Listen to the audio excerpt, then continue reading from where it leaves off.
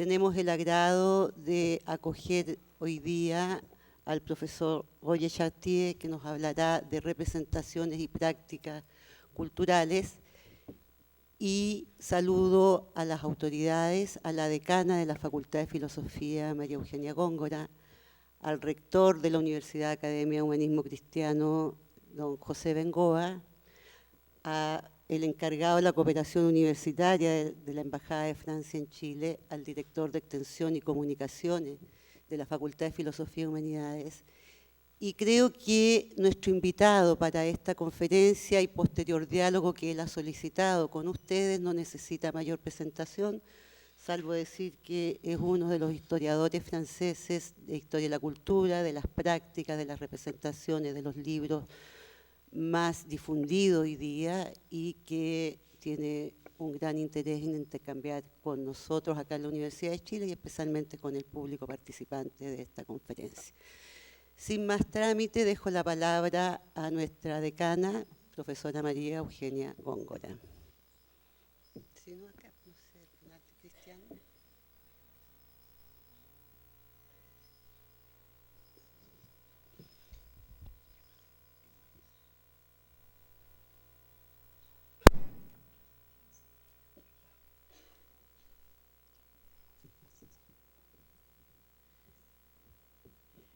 Muy buenos días. En primer lugar, quiero saludar nuevamente a nuestro invitado de hoy día, Roger Chartier.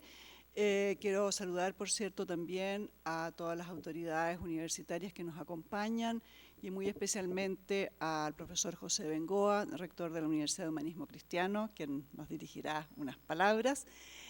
A todos los estudiantes presentes, a todos los académicos y yo creo que la ocasión que nos da ahora la visita de Roger Chartier es muy importante porque él se va a referir a temas claves de las preocupaciones nuestras en la Facultad de Filosofía, pero también en otras facultades de este campus, desde las ciencias sociales, de las comunicaciones, y por eso, insisto, es un privilegio y un honor tenerlo y tener la presencia de ustedes. Muchas gracias.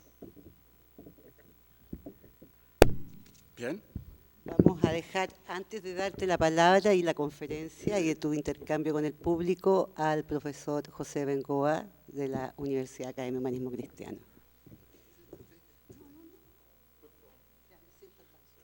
Bueno, un minuto. Bueno, gracias, ¿no? Y es para mí un honor, profesor, que me hayan solicitado decir aquí unas mínimas palabras. Agradezco también la generosidad de la Universidad de Chile, mi antigua casa de estudio, de la que fui expulsado. No me resisto nunca a decir eso, perdónenme. Y de la Facultad de Filosofía, etcétera, y de la Embajada, que nos está permitiendo hacer esto que es tan bueno de poder traer en conjunto grandes maestros aquí a nuestras aulas, ¿no? He leído, profesor, muchos de sus libros y comparto con usted enormemente el amor por los libros. Y recuerdo que cuando leí en los 90 su obra sobre la Revolución, me llamó tanto la atención el grado de alfabetización y de circulación de libros que había en Francia antes de la Revolución Francesa. Y no puedo menos que, como Margarita me insistió que dijera alguna cosa mínima, no solo formal, no puedo menos que decir que eso me estableció siempre una comparación muy fuerte entre su trabajo y nuestras realidades. Fíjese que quizás aquí algunos profesores de historia podrán decir si estoy equivocado o no, pero creo yo, o se dice que había un solo ejemplar de Rousseau en Chile y que lo tenía don Juan Egaña escondido en su casa, ¿no? Y la verdad que con los libros hemos tenido malas relaciones los chilenos, ¿ya? Hemos tenido, yo diría, pésimas relaciones con los libros en términos de... yo me dedico al tema mapuche y los mapuches, ¿no es cierto?, arrancaban las hojas de los libros, se las ponían y hacían fogatas con ellos, ¿no es cierto?, bailaban. Ha sido la historia escrita, ha sido una historia de robo en la propiedad mapuche. Interesante, es complejo, ¿no? Es complejo el tema, digamos, que usted se dedica. Tenemos una experiencia en Chile tan reciente, muchos de los que estamos aquí, que estoy viendo, de la cantidad de libros que nos quemaron y que se quemaron, ¿no es cierto?, en esos días malditos del 73. Hasta el día de hoy, anotado aquí, cada vez que alguien es acusado de terrorismo, aparecen las pistolas y los libros, ¿no es cierto?, expuestos. ¿Se han fijado? ¿Ya? Y de repente muchos libros que hemos escrito, ¿no es cierto?, aparecen como puestos ahí, como la causa, ¿no es cierto?, del terrorismo. No hay prácticamente ni una librería en el Barrio Alto. ¿Ah? No hay librería en el Barrio Alto, y las librerías que hay son de autoayuda. Bueno, muchas gracias, profesor. Le digo estas cosas para hacer un... Muchas gracias. Todos, buenas tardes. En primer lugar, le debo pedir disculpas no solamente por mi castellano cojuelo, sino también porque no voy a cumplir el programa prometido por el título de esta conferencia. Este título me fue sugerido por Margarita y lo acepté sin realmente pensarlo. Más tarde me di cuenta que como historiador trabajando sobre la cultura escrita en la primera modernidad entre siglos XV y XVIII, no podía sino dedicar esta conferencia a la segunda parte solamente del título, entre prácticas y representaciones, y reflexionar con ustedes sobre el valor heurístico de estos dos conceptos de representación y de práctica y de su relevancia como herramientas intelectuales que permiten a la vez describir las sociedades de los antiguos regímenes y pensar nuestro presente. Y esta reflexión será el tema fundamental de mi discurso. Pienso que después, espero que vamos a tener tiempo para hacerlo, podríamos abrir una discusión sobre la primera parte del título, educación y cultura. Sé que es un tema muy importante hoy en día en Chile, y no solamente en Chile, en todo el mundo, pero no tengo la competencia científica necesaria para tratarlo. Es más, como ciudadano, a partir de mi experiencia limitada, que podré participar en esta discusión.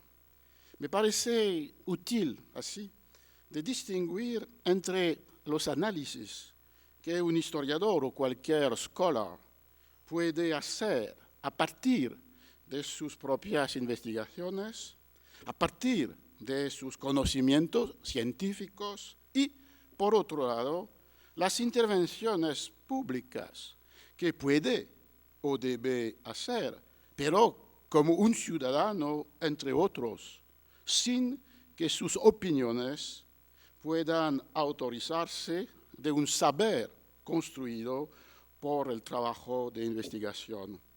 Si me lo permitían, podría añadir que algunos de los intelectuales franceses, pero no solamente franceses, han olvidado esta imprescindible distinción y se han transformado en especialistas de las generalidades y en expertos de temas que desconocen. Por ejemplo, desgraciadamente, la educación. Pero no lo voy a hacer y no citaré a nadie. A lo largo de los años, la noción de representación, la primera que quisiera examinar con ustedes, ha casi venido a designar por sí sola la historia cultural o la sociología cultural o la antropología cultural. Me parece entonces menester empezar contemplando algunas de las críticas dirigidas al uso historiográfico de esta noción de representación, tal como Margarita lo recordaba, la propuse, y con muchos otros. La primera crítica es una crítica epistemológica y considera que hacer hincapié en las representaciones colectivas o individuales necesariamente nos alejaría de la, cito, realidad histórica pura y dura, larga y ancha, como escribe en un libro reciente Ricardo García Carcel. Según él y otros, siempre las representaciones han sustituido los mitos históricos al conocimiento historiográfico y, por lo tanto, someten los ciudadanos de hoy a los perjuicios, a las manipulaciones de los actores del pasado. En este sentido, las representaciones del pasado, construidas a lo largo del curso del tiempo, nos, cito de nuevo a Ricardo García Carcel, nos hicieron sus protagonistas. Las representaciones mentales siempre distorsionan, ocultan, manipulan lo que fue.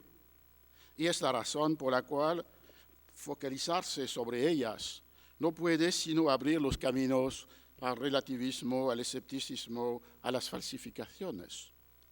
Para que puedan ejercerse de manera adecuada la función crítica que se supone inherente a la historia, los historiadores tienen que liberarse y no hundirse o en las representaciones ilusorias, manipuladoras de los actores del pasado y establecer la realidad de lo que fue.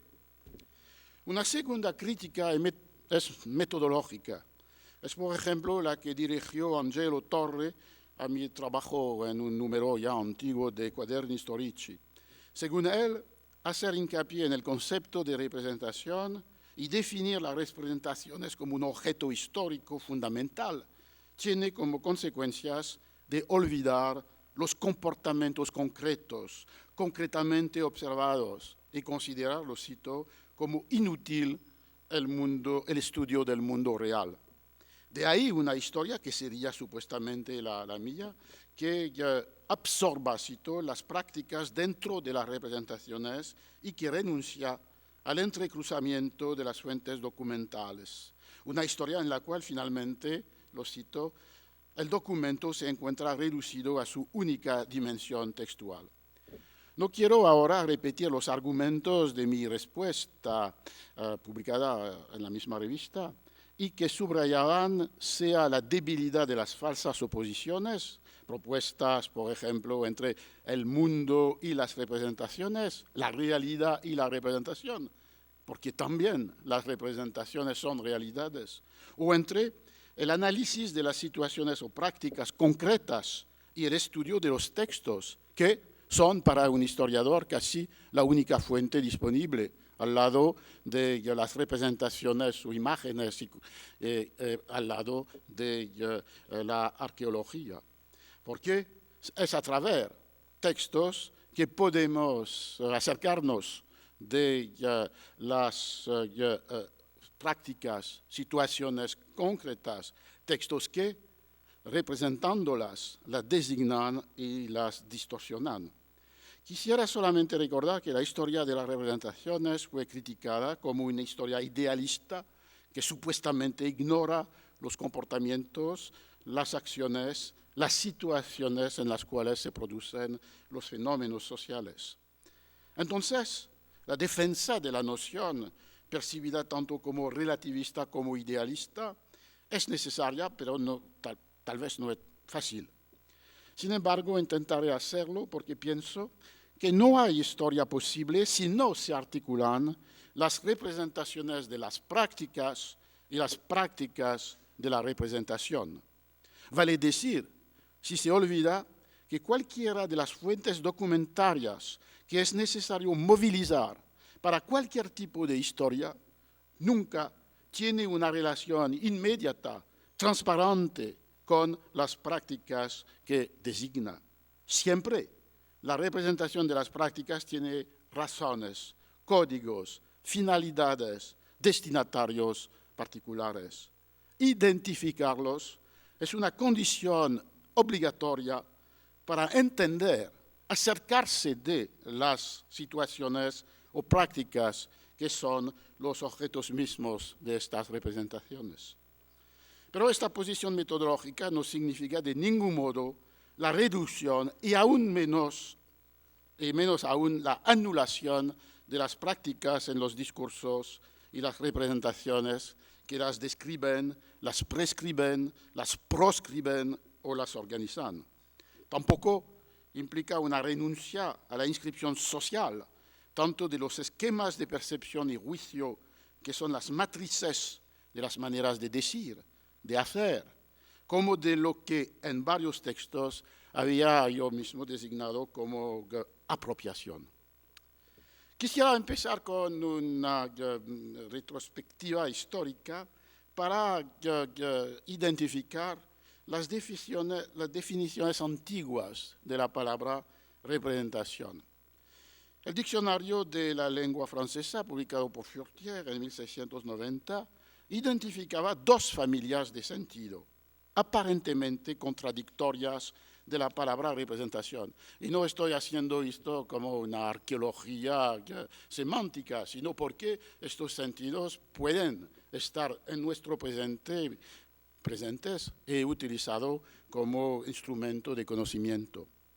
El primer sentido se define así: representación, imagen que nos presenta como idea y como memoria los objetos ausentes y que nos los pinta tal como son.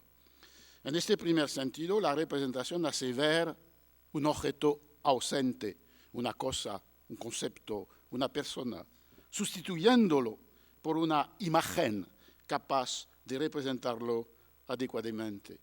Representar, por lo tanto, es hacer conocer las cosas de manera inmediata, por la pintura de un objeto, por las palabras y los gestos, por algunas figuras o algunas marcas. Así dice Furtière: enigmas, emblemas, fábulas, alegorías. Representar en el sentido político y jurídico es también, cito, ocupar el lugar de alguien, tener entre manos su autoridad.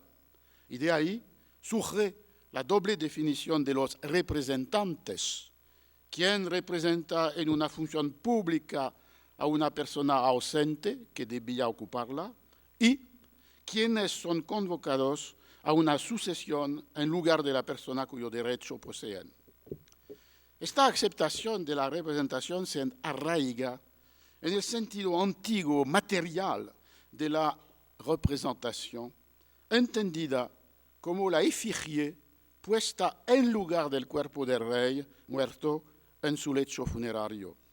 No puede separarse de la teoría política identificada por Ernest Kantorowicz en su libro Los dos cuerpos del rey, y cuya figura paroxística se encuentra en las funerales de los reyes ingleses y franceses entre los siglos XV y XVII.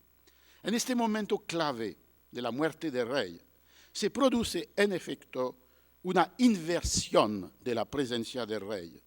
Habitualmente es su cuerpo físico el que se da a ver a sus súbditos, mientras que su cuerpo místico, político, el que garantiza la continuidad dinástica, la unidad del reino, está invisible.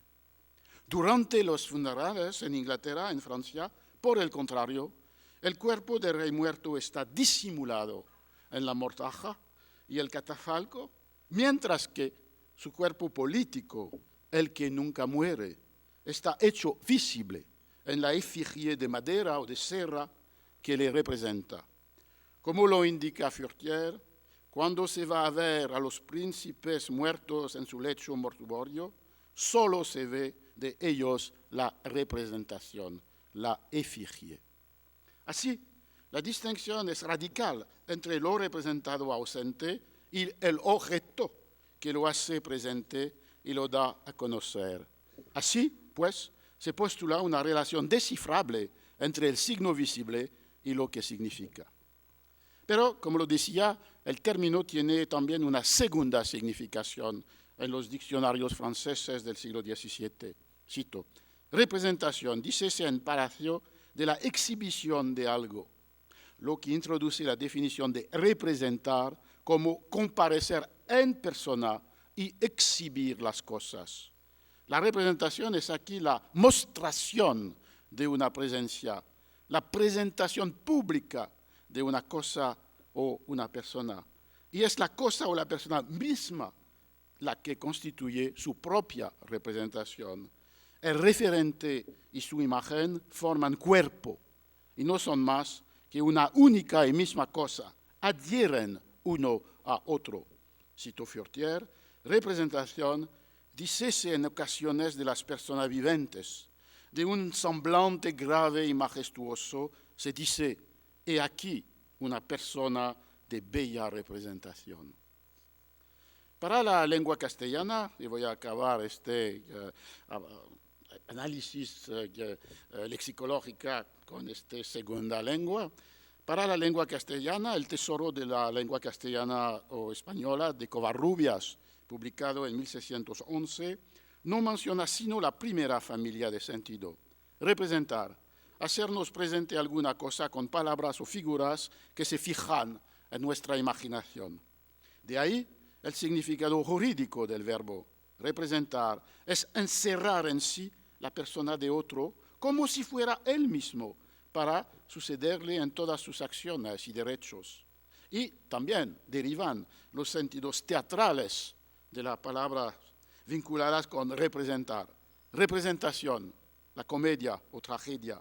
Representantes, los comediantes, porque uno representa al rey y hace su figura como si estuviese presente el otro, el galán, otro, la dama, etc.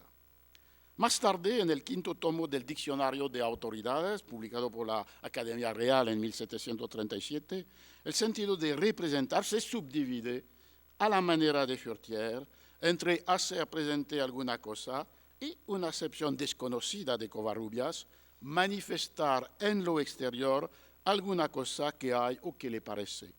Se ligan así dos series de definiciones que suponen la primera, la ausencia de la persona o de la cosa representada, y la segunda, su exhibición por ella misma. Cito al diccionario, representación significa también autoridad, dignidad, carácter, recomendación de la persona. Y así se dice, fulano es hombre de representación en Madrid.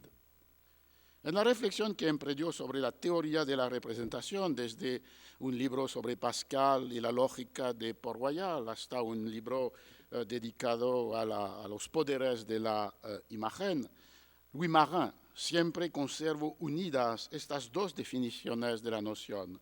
La primera, sin lugar a dudas, atrajo más intensamente su atención, porque se inscribe en la filiación directa con la teoría representacional del signo elaborada por los gramáticos y lógicos de Port-Royal. Si esta construcción tenía una pertinencia particular, es porque designa y articula las dos operaciones de la representación cuando hace presente lo que está ausente. Cito a Marin. Uno de los modelos más operativos construidos para explorar el funcionamiento de la representación moderna, ya sea lingüística o visual, es el que propone la toma en consideración de la doble dimensión de su dispositivo. En la dimensión transitiva o transparente del enunciado, toda representación representa algo. En la dimensión reflexiva u opacidad enunciativa, toda representación se presenta representando algo. Y he pensado que el cartel de esta conferencia permitía de comprender esto, porque por un lado hay una dimensión transitiva. Este cuadro representa algo. ¿Qué representa? Representa a la vez una historia cuya intriga está dejada a la mirada del lector o del espectador.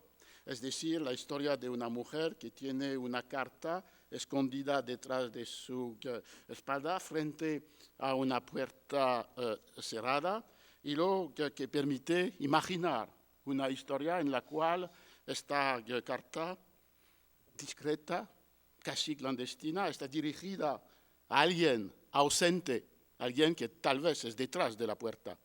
Más allá de esto, esta representación representa una representación mental, colectiva, es decir, la desconfianza o el peligro de la posibilidad de escribir para las mujeres, que sustrae sus acciones del control masculino, del padre, del marido, del cura.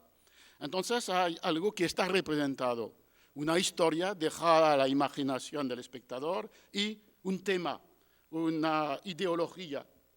Y al mismo tiempo, evidentemente, es una representación que tiene una dimensión reflexiva, porque se está representando. Ceci n'est pas une pipe. No es la situación. Es a partir de este momento, volviendo a mis primeras palabras, se debe descifrar cuáles son los códigos de esta representación, representándose como representación. Claramente hay códigos que son códigos sociales, por ejemplo, la elección de esta mujer aristocrática con un vestido particularmente lujoso y rico. Hay códigos que son códigos escenográficos, porque es como una escena de una obra teatral postromántica. La puerta cerrada, la mujer enfrente, y hay códigos propiamente estéticos, que sería este efecto de perspectiva, de representación realista, de elecciones, de un repertorio de colores. Se ve que frente a cualquier objeto, lo he tomado de una pared de la universidad, se ve que se puede manipular, utilizar esta observación de Marin sobre la dimensión transitiva y la dimensión reflexiva. Lo importante era en esta perspectiva que se podía desplazar la atención cuando se toma en cuenta la doble dimensión. Un análisis que era un análisis puramente interna de la representación a un análisis de la semiótica estructural, si quiere, a un análisis que no solamente se focaliza sobre la producción del sentido lingüístico visual dentro del funcionamiento del lenguaje de la representación, sino también que se interesa a los modos, modalidades, medios, procedimientos de la presentación de la representación. En el caso de los textos, por ejemplo, todo el conjunto de dispositivos discursivos y materiales que constituyen no solamente el contenido del enunciado, sino los dispositivos mismos de la enunciación. Y es la razón por la cual para mí no se puede separar un análisis de crítica literaria de un análisis de las formas materiales de inscripción de los discursos. Así construido, el concepto de representación fue y es todavía un apoyo para que pudiera señalarse, articularse, sin duda mejor de lo que permitía la noción de mentalité, las diversas relaciones que los individuos o los grupos mantienen con el mundo social. En primer lugar, las operaciones de clasificación, jerarquización que producen las configuraciones múltiples mediante las cuales, los esquemas mediante los cuales se percibe, se juzga o se representa la realidad. Y en este sentido, representaciones como representaciones colectivas incorporadas en cada individuo, el sentido de la sociología de Durkheim o de Mauss. A continuación, las prácticas y los signos que apuntan a hacer reconocer visiblemente una identidad social, a exhibir una manera propia de ser en el mundo, a significar un estatus, un rango, un poder. Y por último, las formas institucionalizadas por las cuales unos representantes, individuos singulares, instancias colectivas, representantes en un sistema democrático, encarnan de manera visible presentifican la coherencia de una comunidad, la fuerza de una identidad, la permanencia de un poder. Y una práctica de historia política es justamente de focalizar la atención sobre las competencias para esta función de representación del pueblo.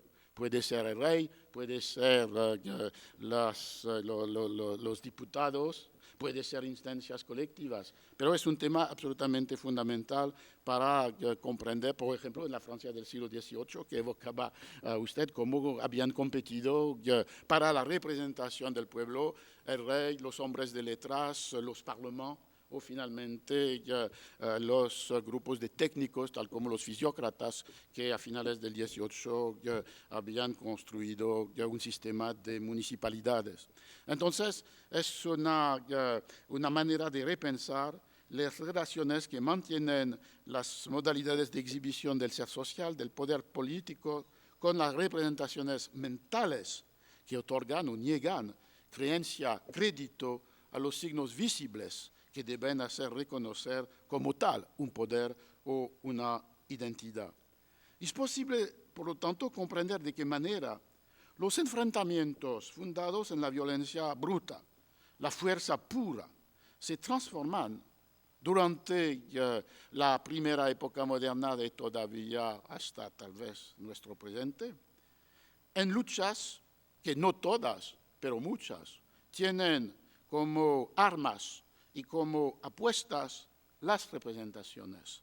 La representación tiene este poder porque, según Louis Marin citó, efectúa la sustitución de la manifestación exterior en que una fuerza solo aparece para aniquilar otra fuerza en una lucha a muerte por signos de la fuerza, o mejor, señales, índices que no necesitan sino ser vistos, comprobados, mostrados, luego contados, relatados, para que la fuerza de la que son los efectos sea creída.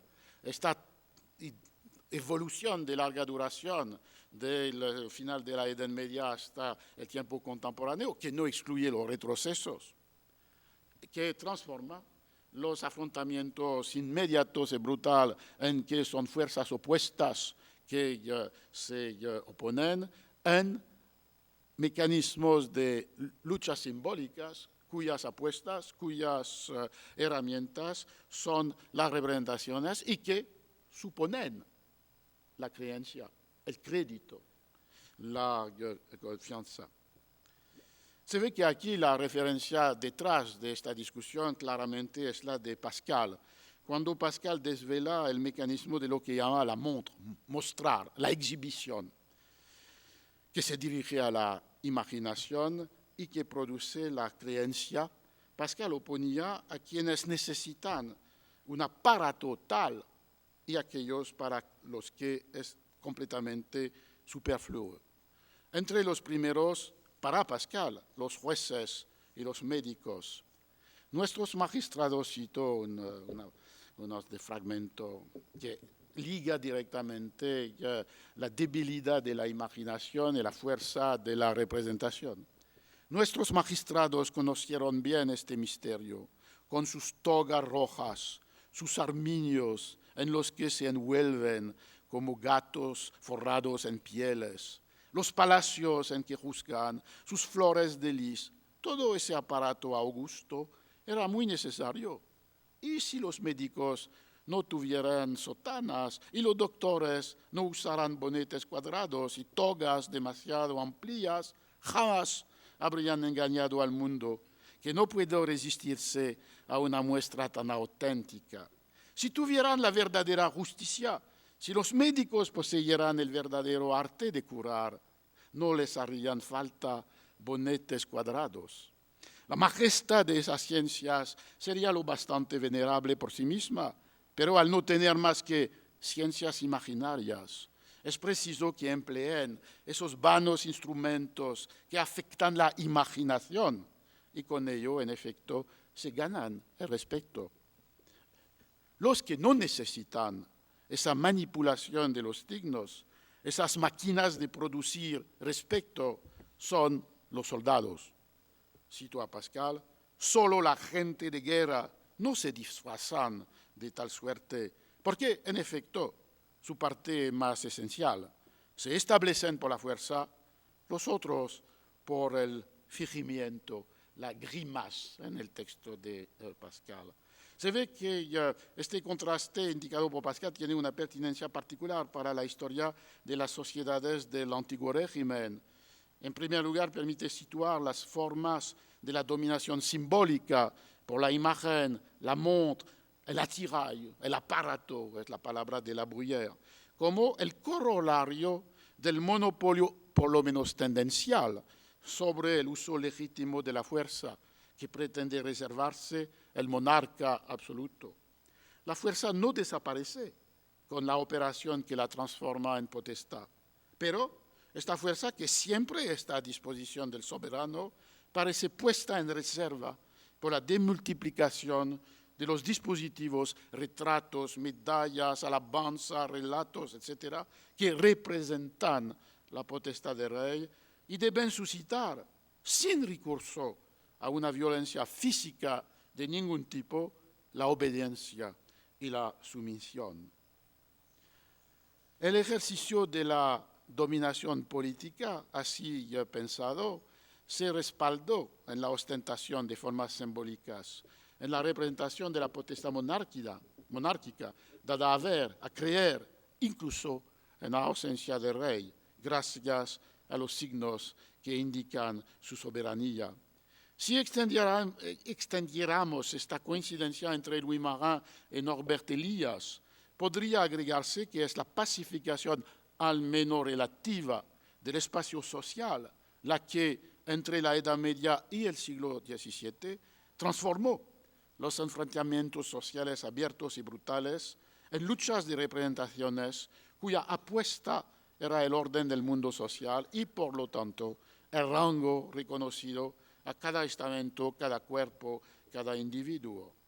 Más allá de este uso histórico para las sociedades del antiguo régimen de la noción endógena de representación, debemos pensar que más allá y para las sociedades contemporáneas, también la noción tiene validez.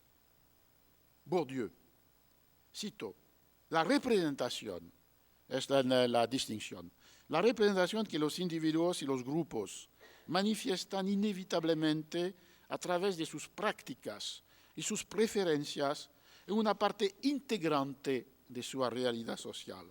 Y sigue Bourdieu, una clase se define tanto por su ser percibido como por su ser, tanto por su consumo, que no necesita ser ostentatorio para ser simbólico, como por su posición en las relaciones de producción, aun cuando sea cierto que ésta rige aquel.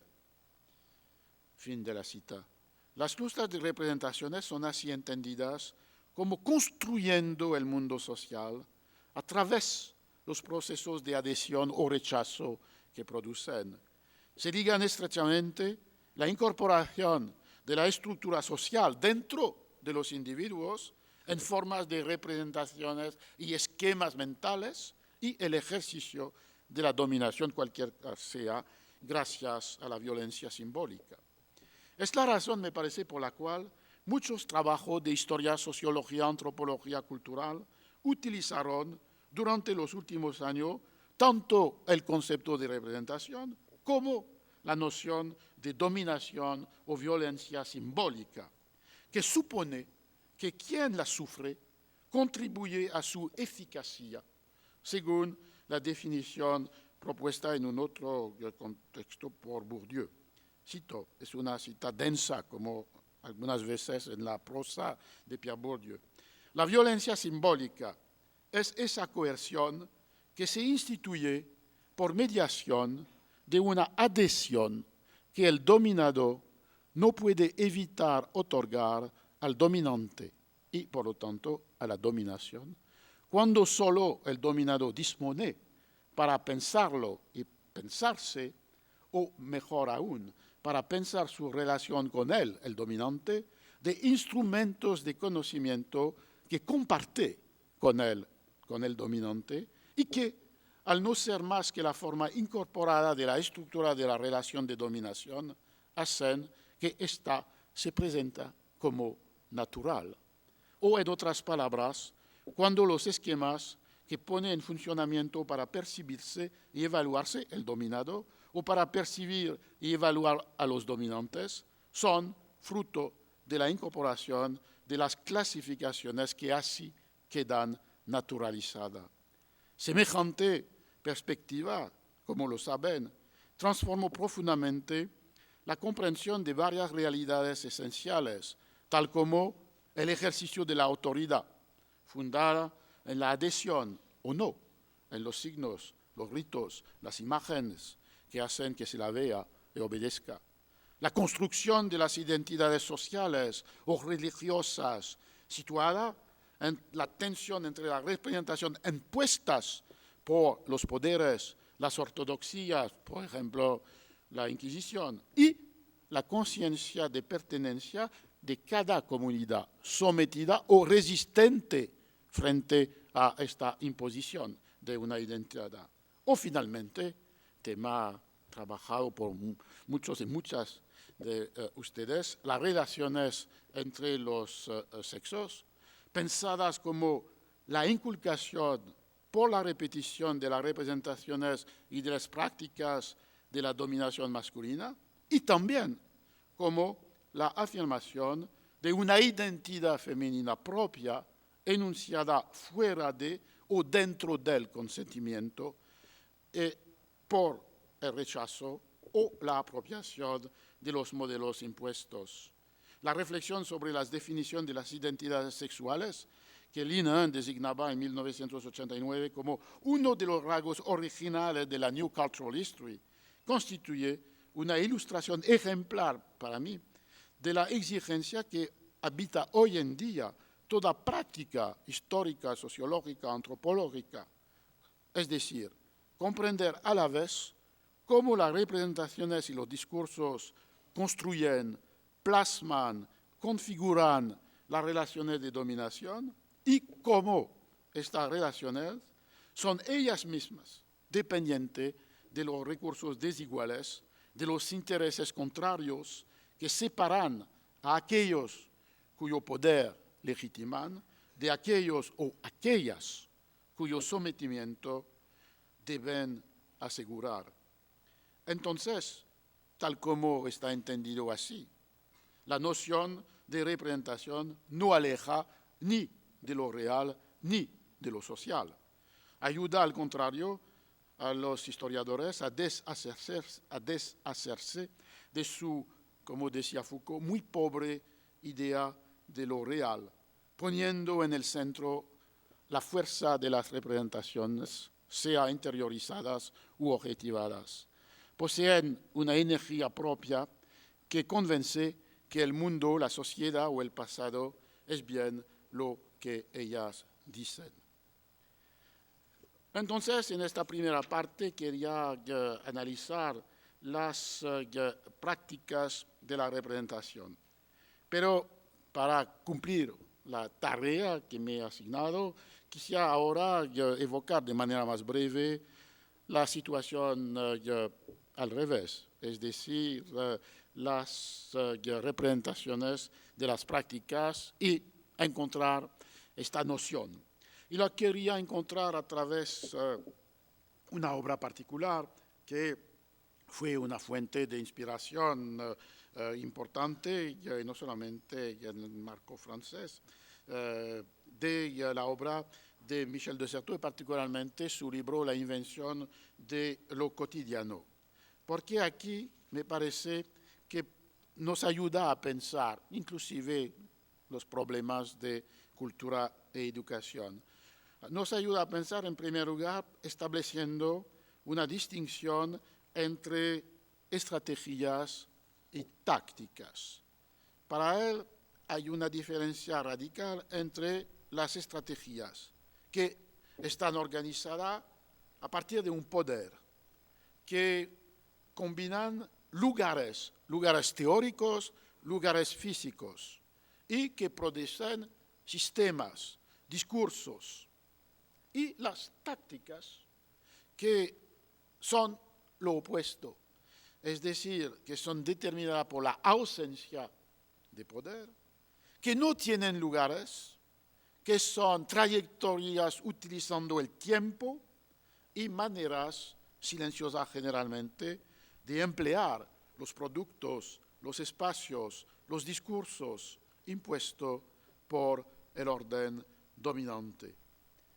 De esta distinción primordial deriva un segundo elemento, que es de pensar las prácticas como maneras de hacer, o mejor dicho, como maneras de hacer con lo que propone la estrategia.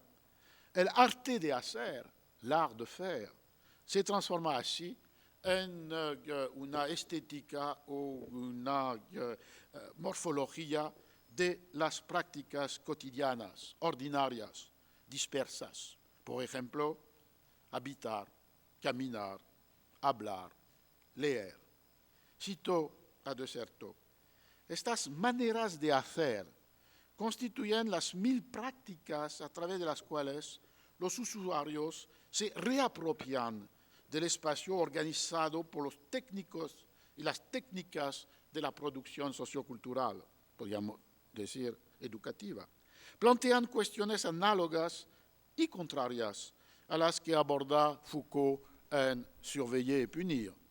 Análogas, pues se trata de distinguir las operaciones cuasi microbianas que proliferan en el interior de las estructuras tecnocráticas y de modificar su funcionamiento mediante una multitud de tácticas articuladas con base en los detalles de lo cotidiano, y contrarias, pues ya no se trata de precisar cómo la violencia del orden se transforma en tecnología disciplinaria, que era el objeto de vigilar y castigar, sino de exhumar las formas subrepticias que adquiere la creatividad dispersa, táctica, artesanal, de grupos o individuos atrapados en lo sucesivo dentro de las redes de la vigilancia. Y es a partir de esta perspectiva que el consumo cultural puede definirse como una producción, como un uso creativo, inventivo de lo impuesto. Y de ahí una cita fundamental: a una producción racionalizada, expansionista, centralizada, espectacular, ruidosa, hace frente una producción de tipo totalmente diferente, calificada de consumo, que tiene como características sus ardides, su desmoronamiento al capricho de las ocasiones, sus cacerías furtivas, su clandestinidad, su murmullo incansable, en suma, una especie de invisibilidad, pues no se distingue casi nada por productos propios, sino por arte de utilizar lo que le son impuestos. Y es la razón por la cual para De Certeau, tal vez toda una corriente de historia o sociología de la lectura apareció como la figura ejemplar de esta tensión, porque es una de las exigencias de la sociedad del espectáculo, como decía De Certeau, y por otro lado se suponía la lectura como pasiva, como una pasividad requerida de los lectores, cuya recepción de los mensajes debe someterse sin distancia ninguna a los intentos de los productores de los textos, cualesquiera que sean. Y estos mensajes políticos, publicitarios, pedagógicos, estéticos, etc.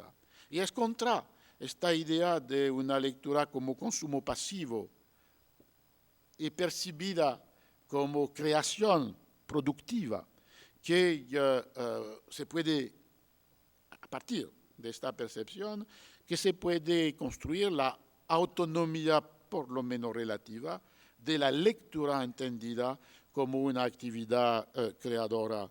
Y De Certeau utilizaba en tal vez el capítulo más famoso del libro la idea de la casa furtiva como imagen, braconnage, como imagen de esta lectura.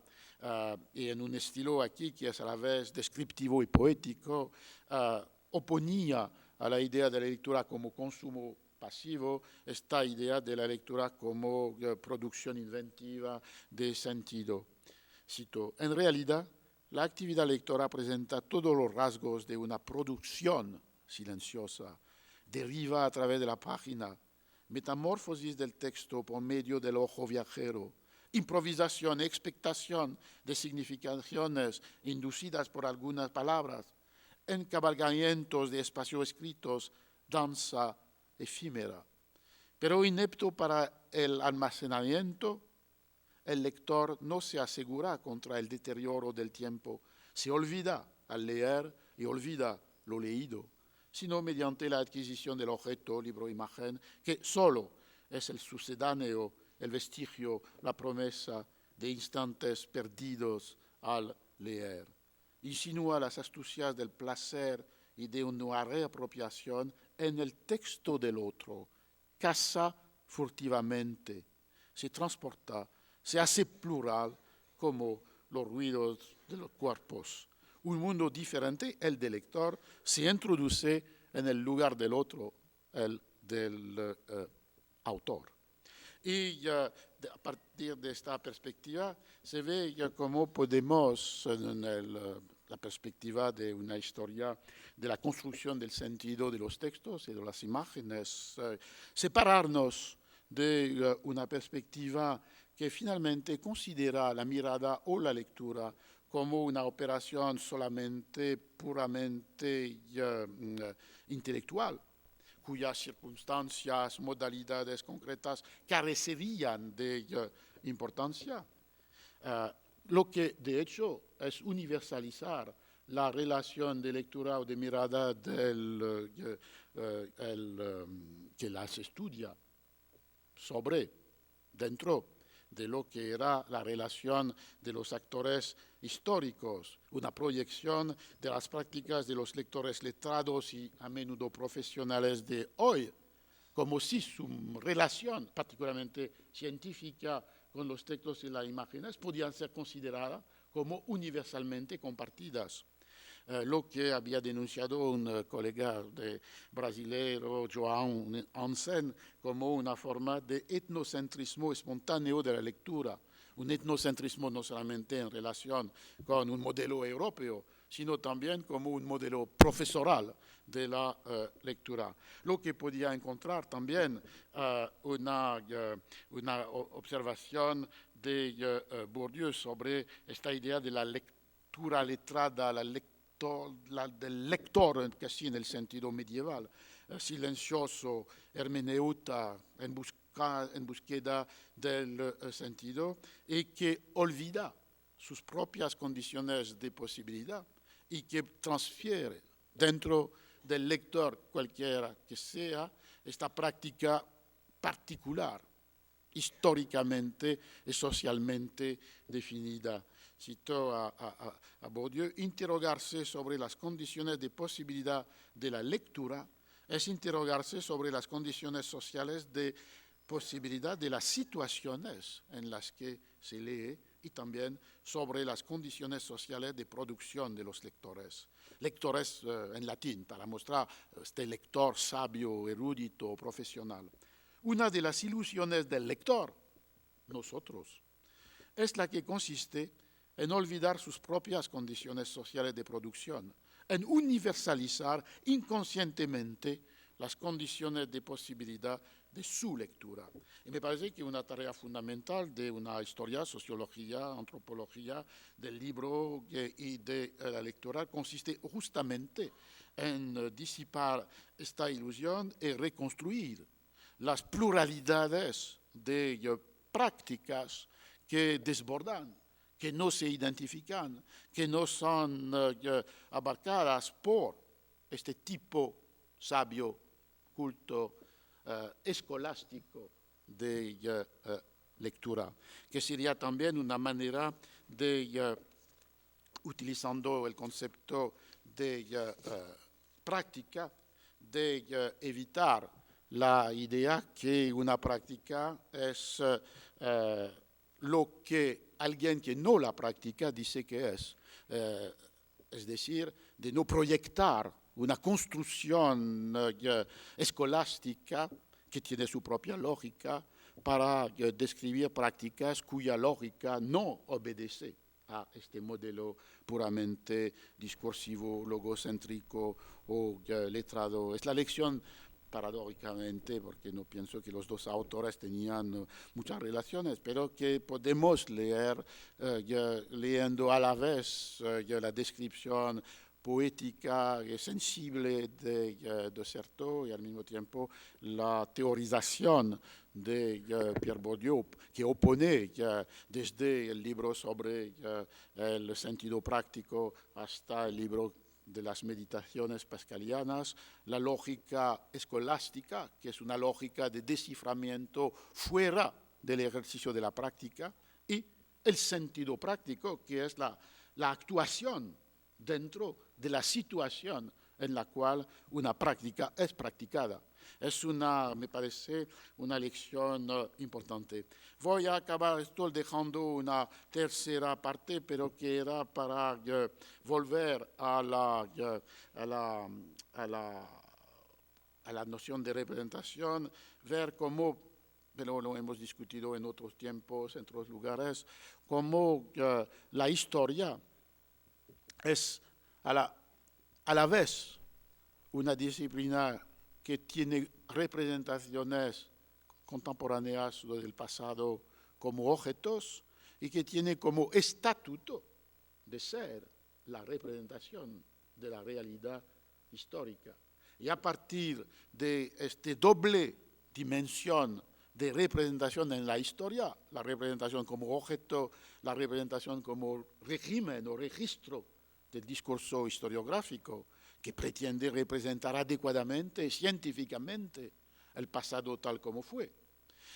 Se podía plantear, pero lo podemos hacer otro momento, y lo hemos hecho ya un poco en una tertulia el lunes, la cuestión de un otro conflicto de representaciones en propósito de la presencia en un presente del pasado, y la historia o la historiografía no es el único discurso que puede tener esta característica de dar presencia a lo que no es más. La memoria, la ficción también pueden desempeñar este papel.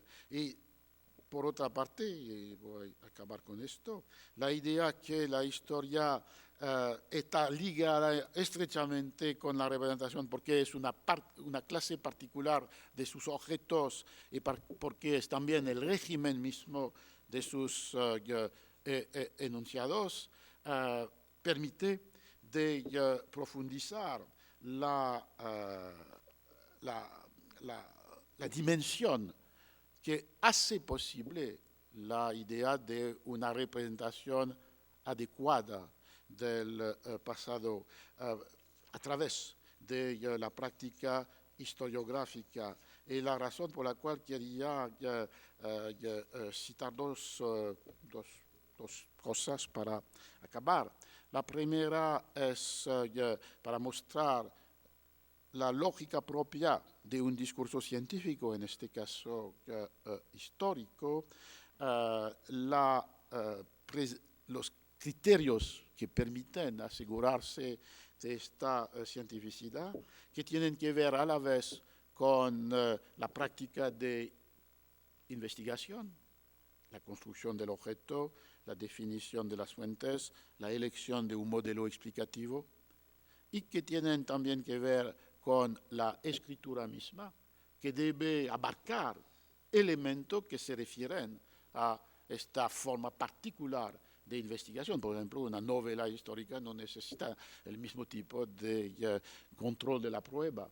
Y de ahí, en la estructura discursiva misma de la historia, la presencia con las citas, con las notas, con los documentos de estos dos niveles de lenguaje el lenguaje de las fuentes, es decir, del pasado, y el lenguaje del historiador, es decir, del presente. Y la única y última observación es que, siguiendo a Reinhard Koselleck, lo interesante es ver cómo finalmente las formas múltiples de escribir la historia son en relación con las formas múltiples de percibir la temporalidad.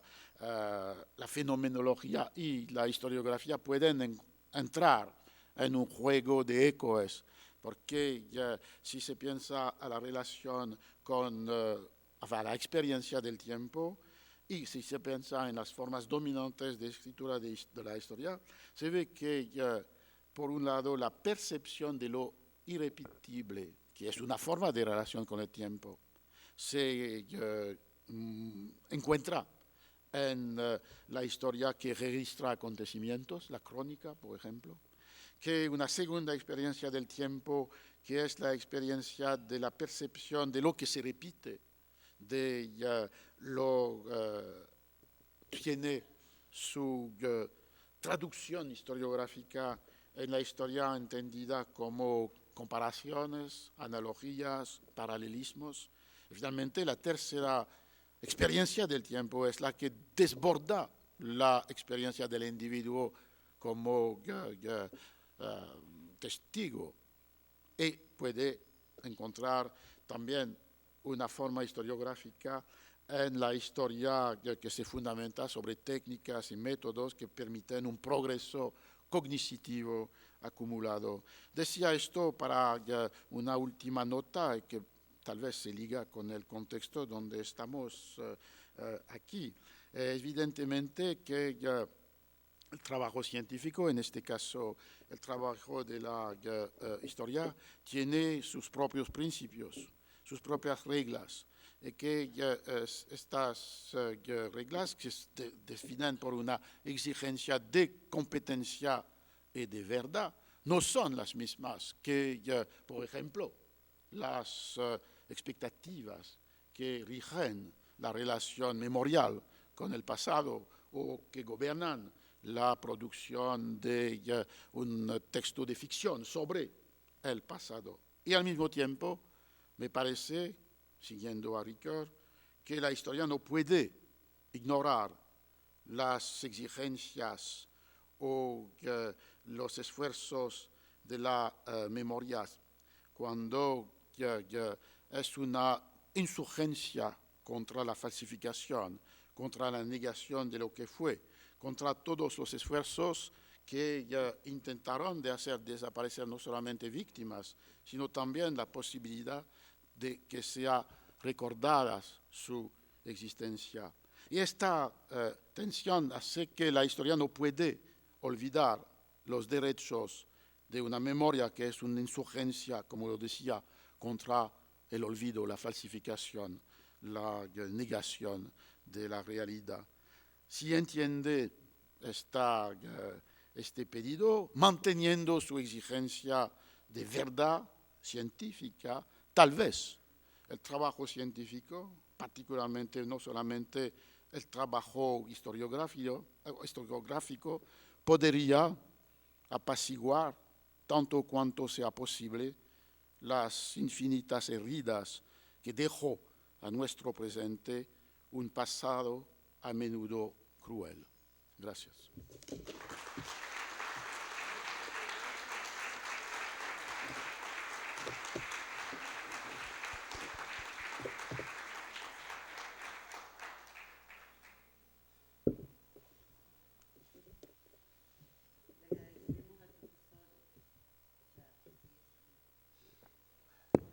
La excelente conferencia y dado la cantidad de compromisos que él tiene, vamos a permitir 2 o 3 preguntas que las vamos a reagrupar y él las contestará porque tiene que partir a otro compromiso casi corriendo de acá. Mucha gente quiere escucharlo, pueden volver a escucharlo esta tarde en la Casa Central de la Universidad de Chile a las 6:30 de la tarde en una conferencia sobre el libro a partir de una invitación del Observatorio del Libro que funciona en nuestra universidad. Entonces, 2 o 3 preguntas que las reagrupamos. Por favor, claramente y ojalá en el tiempo acotadas, y después de que él las pueda contestar, los invitamos a compartir un cóctel, aunque él nos va a tener que dejar casi repentinamente, no va a poder compartir todo el tiempo con nosotros. Sí, buenas tardes, profesor. Un comentario y una pregunta para ayudarnos un poco a reconocer un poco esta temática y aplicar la manera en que usted encara estos desafíos de investigación en torno al texto, en torno a la representación. Yendo a uno de los elementos que están dando vuelta en esta conferencia que tiene que ver con la educación, algo que quedó dando vuelta, que de alguna manera no ha sido tocado aún, claramente.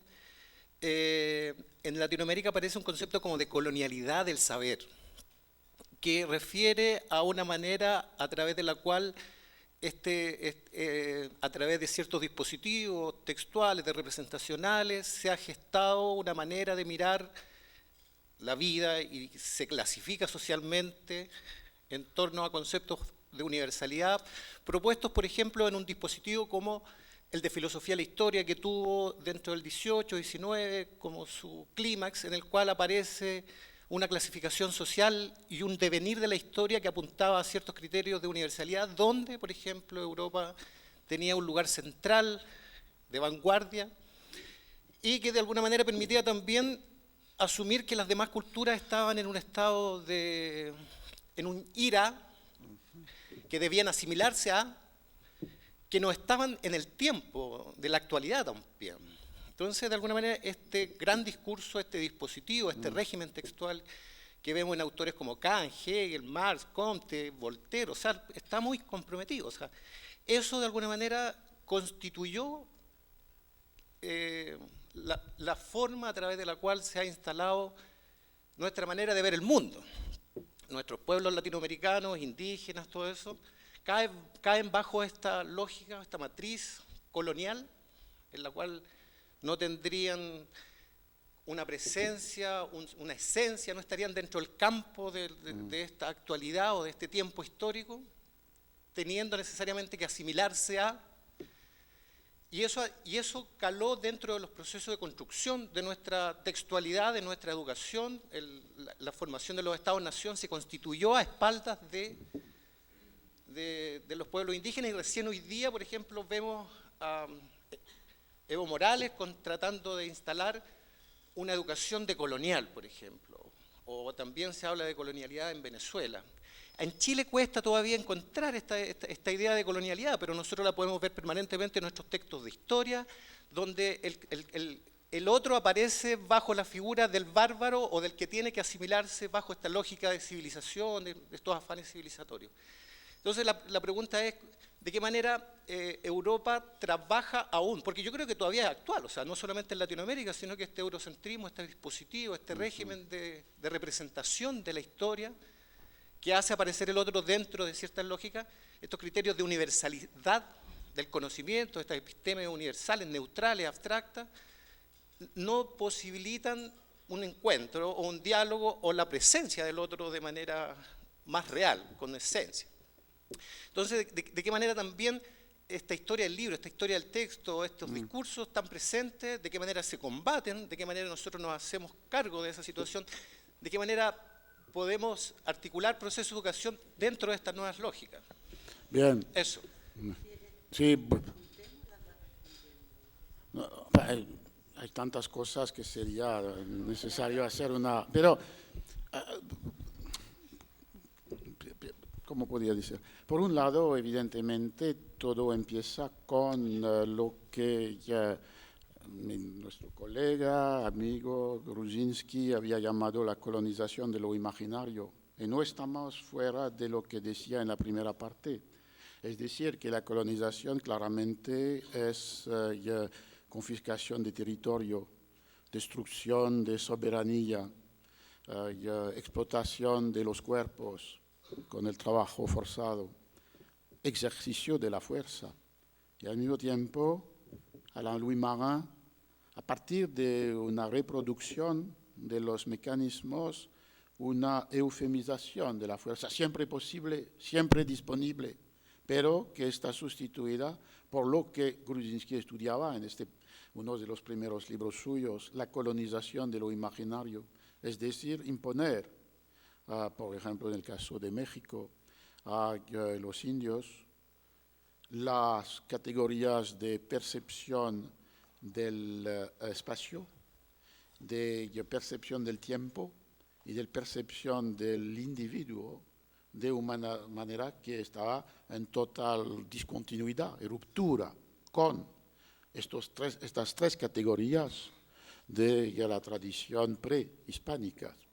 Entonces, este fenómeno lo podemos seguir porque se repite en todas las situaciones en que colonización y evangelización fueran también colonización de los esquemas mentales, de los sistemas de percepción, de los sistemas de juicio.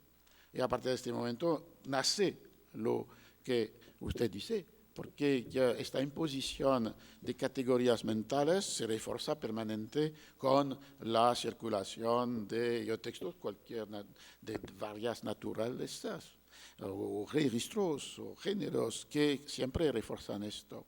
Entonces, es lo que hace difícil la necesidad, al mismo tiempo necesario, la necesidad de quebrar esta imposición para en el presente o en el pasado encontrar lo que sea dentro del proceso mismo de esta imposición como fragmentos, huellas, presencias, preservaciones de otros sistemas de pensamiento, o fuera de esta imposición, la sobrevivencia, la conservación de formas mentales, puede traducirse en ritos, en producciones materiales, en discursos que no fueran totalmente absorbida por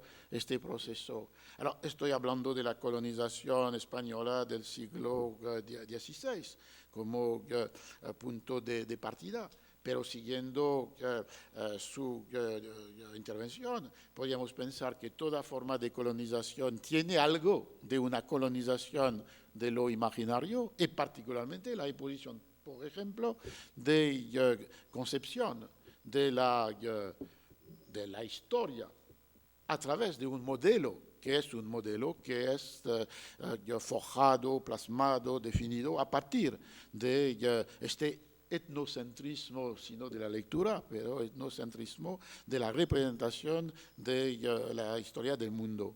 Estoy totalmente conforme con usted en cuanto a la necesidad, por un lado, de comprender este mecanismo, porque es un mecanismo en un cierto sentido sutil, complejo. Es la razón por la cual el mismo Gruzinski, después del libro sobre la colonización del imaginario, que era la descripción implacable de la imposición de estas categorías, se ha desplazado para entender en las varias formas de hibridaciones, mestizajes, para pinturas, los códigos postcoloniales, formas de escritura, como había algo que no estaba totalmente destruido, había algo que sobrevivía con condiciones evidentemente de desigualdad, de dominación, pero que todavía estaba presente. Y tal vez sería esta oscilación entre reconocer e identificar los mecanismos de la aculturación en el sentido de destrucción de una cultura que está desvinculada, totalmente destruida por una imposición, y por otro lado lo que sería la posibilidad de observar, rescatar, estudiar las formas heteróneas en relación con esta imposición, podría ser una línea para responder a su legítima preocupación. queda, desgraciadamente, el derecho a una pregunta, dos si son cortas y precisas, Sí. porque después él tiene que abandonar. Acá, por favor. Aló. Buenas tardes, profesor. Yo en este momento me encuentro trabajando el tema de las causas judiciales en el siglo XIX.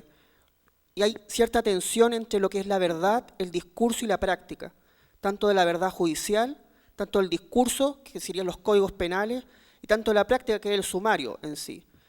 Digamos, hay dos tipos de preguntas. Digamos, ¿cuál es la representación judicial que tienen los mismos jueces? O si usted ha estudiado más el tema en Francia, ¿cuál es la representación judicial que usted puede ver en las causas judiciales en Francia? O si ha trabajado con causas judiciales. ¿Y cuál es la lectura distinta que uno tiene que hacer con el sumario judicial? No sé si, digamos, escapa mucho a sus competencias. Y el tema central es cómo también esa lectura que le hace la causa judicial implica un proceso, digamos, ya que la causa judicial del siglo XIX es una causa del secreto. En el siglo XX es una causa que, digamos, está a la luz, o sea, hace ver. Bueno, el sonido no está muy bien. Margarita me va a resumir.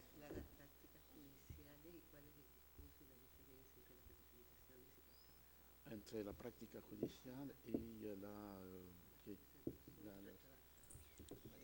sí, lo que podía mencionar es un artículo ya antiguo de Michel Perrault, que fue publicado en los Annales, que era cómo entender las estadísticas criminales que a partir del comienzo del siglo XIX existen.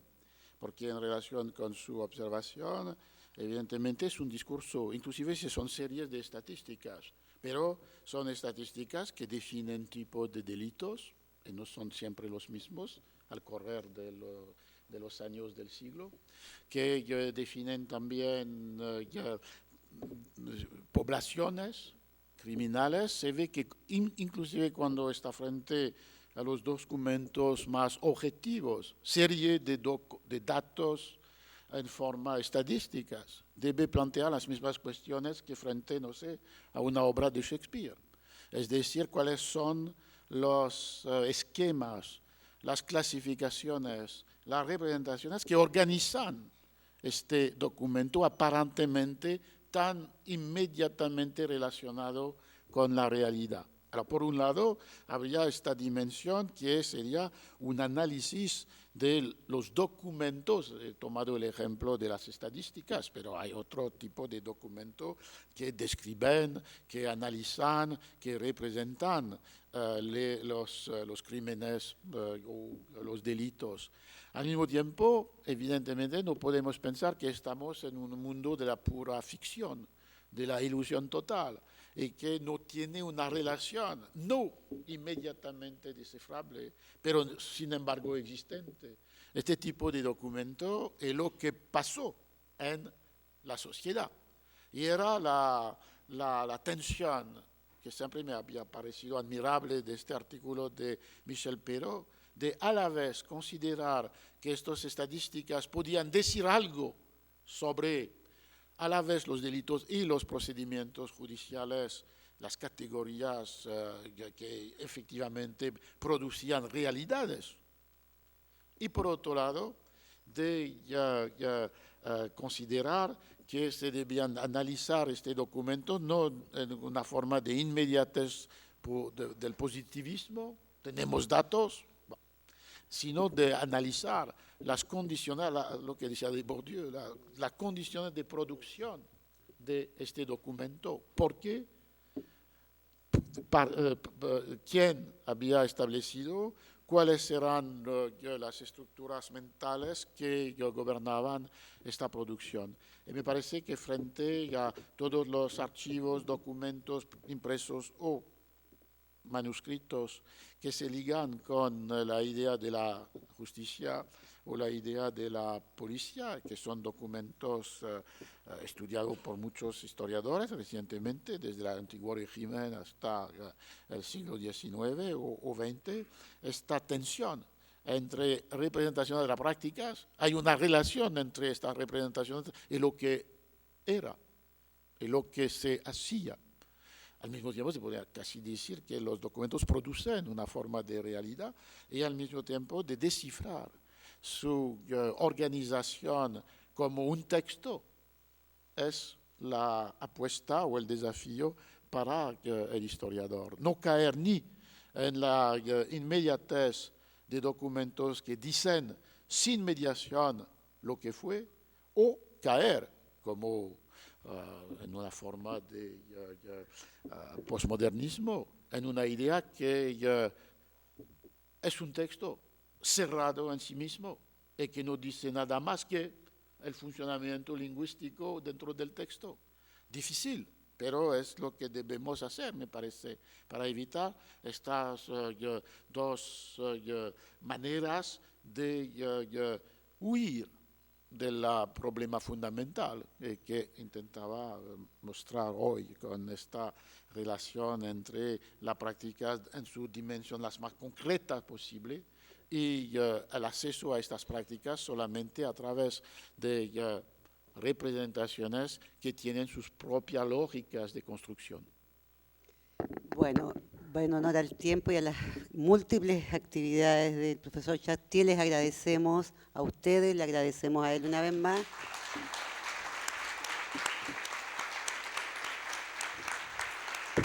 Y los invitamos a compartir un vino de honor y quizás ahí en el camino preguntarle algo más con su buena disponibilidad.